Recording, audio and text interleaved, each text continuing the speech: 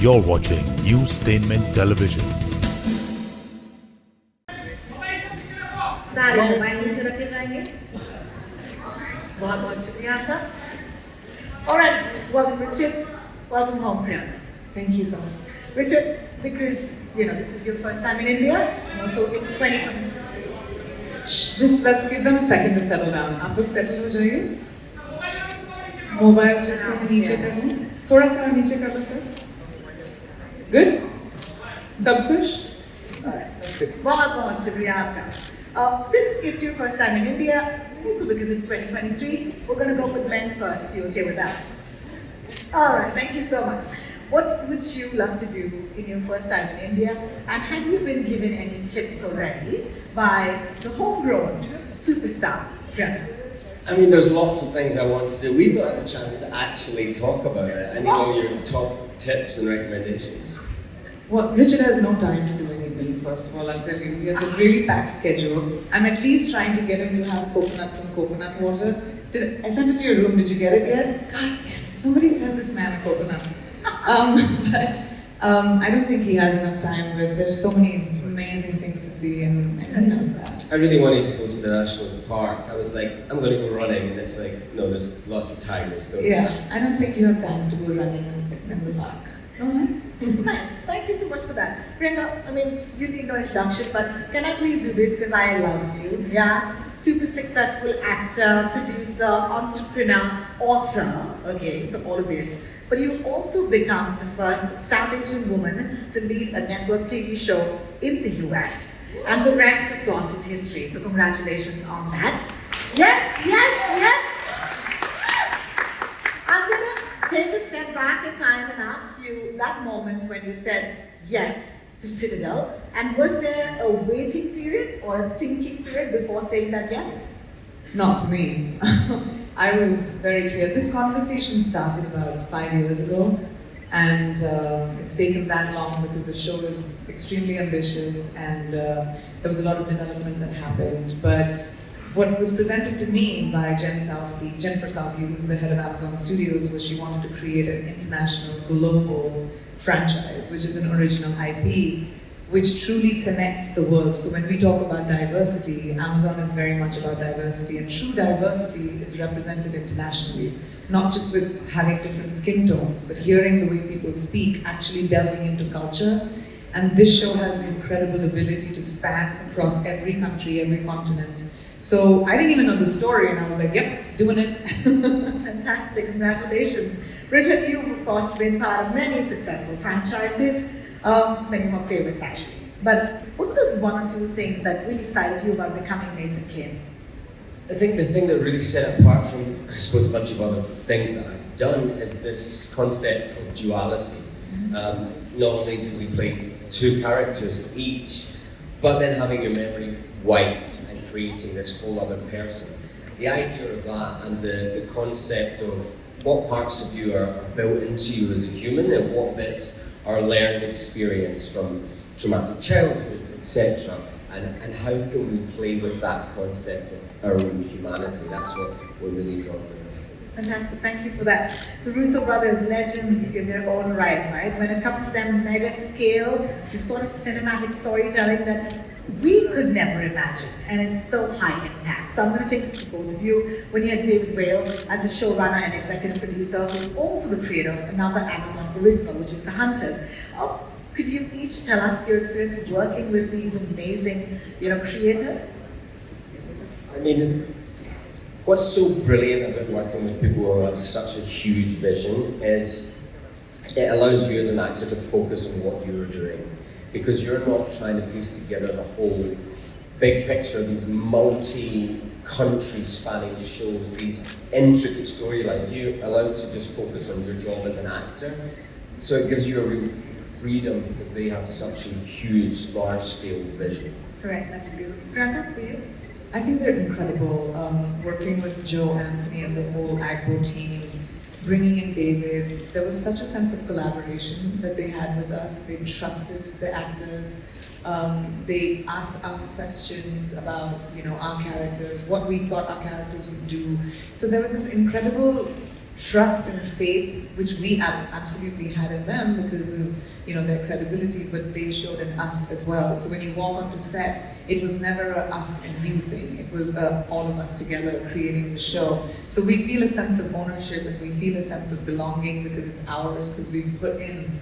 They helped us. They encouraged us to protect our characters. They encouraged us to talk about our characters, and I think that made it a really wonderful work experience. I can imagine what a dream come true for anybody who would like to tell big stories, and that's you. Streaming, of course, has changed the way we look at stories, right, guys? I think this is an accepted fact now. Like, Prime Video has been at the forefront of that evolution. Do you think a story like Citadel, with this kick-ass, if I may say that, action, okay, I'm going off script here, grand scale, and at the same time, this is emotional core, which I think is going to have that sort of connect with audiences all across the world. Do you think that that's why this makes it a perfect fit for Prime Video? I think so. I think Prime Video is tremendously global, and they have a quest to make sure that they touch diversity across the world, and they tell stories and hyper-specific stories from around the world and connect people just the way streaming has connected the world. So I think this show is not just a perfect fit for Prime, but I think it could only be done on Amazon Prime because they're the only streamer that connects the world in such a detailed way. Fantastic. Now we've seen Nadia and Mason, okay, but what is surprising about them, and what are the parts that you personally found intriguing? That's what we're doing this in terms, man. What I find intriguing about them is how damaged they must be in certain ways in order to choose this kind of life. And I think that's something we kind of got to explore with both of them, and hopefully we'll have more opportunity to, is delving into who they are. To be someone who is being someone else every day, and on top of that then playing another character all at once. These are really complicated, intricate humans who do kill people, who do bad things, who have questionable moral judgment. They're complicated humans. Nice. Priyanka? I think he really encapsulated what our characters do. I think Mason's character comes from a place of really trying to understand his past and who he is as a person today. And I think Nadia is who she is today and what she's going to be in the future. And they kind of are star-crossed. They kind of are drawn to each other no matter what happens. And there's, outside of all the flashy action and the, big stunts and the explosion and all that cool stuff, the show has so much heart because their characters can't stop but be drawn to each other. Our characters, their characters, our characters. And I think that just makes for good TV, you invested in both Nadia and Mason. At least that's what I felt when I watched the whole show.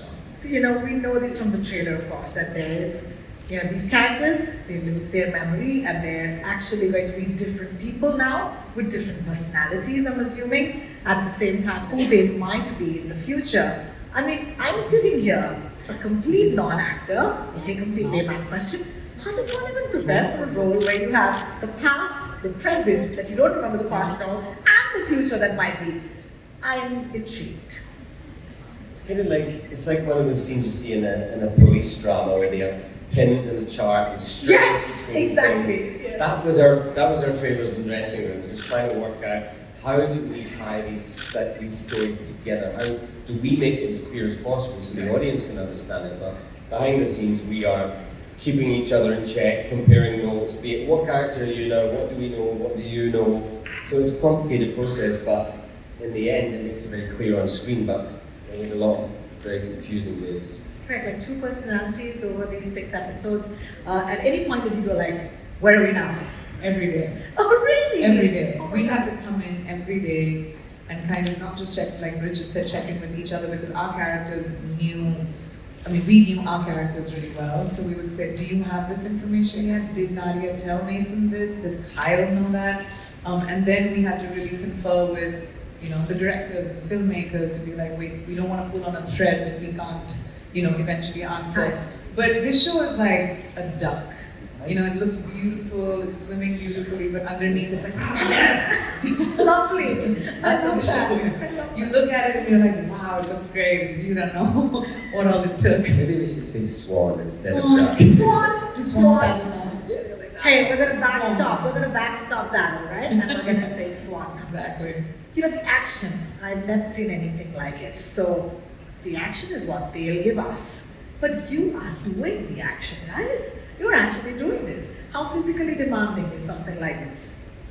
It's incredibly physically demanding because, you know, it's not just doing it once, you're doing it for 3 days straight. Exactly. But I think that's what really drew me to this was within these action sequences that are physically demanding, we try and integrate as much of the character moments as we can. It's not simply a gun show or a fight sequence. This is how these two characters interact physically, how they dance together, and we learn in each action sequence a little more about the two of them. Just like in the drama scenes, the stakes are so high because of the adrenaline of what's going on. You're kind of constantly in this kind of exciting place, and that works both in the drama and action sequences.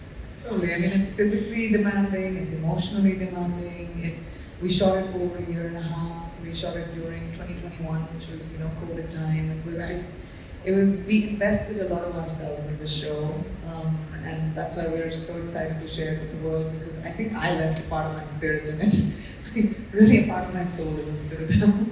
You know, there is this epic action sequence or sequences, but at the same time, as an Indian viewer, the one thing that I felt left out of me was the heart and the drama. So, how does the story balance out those elements?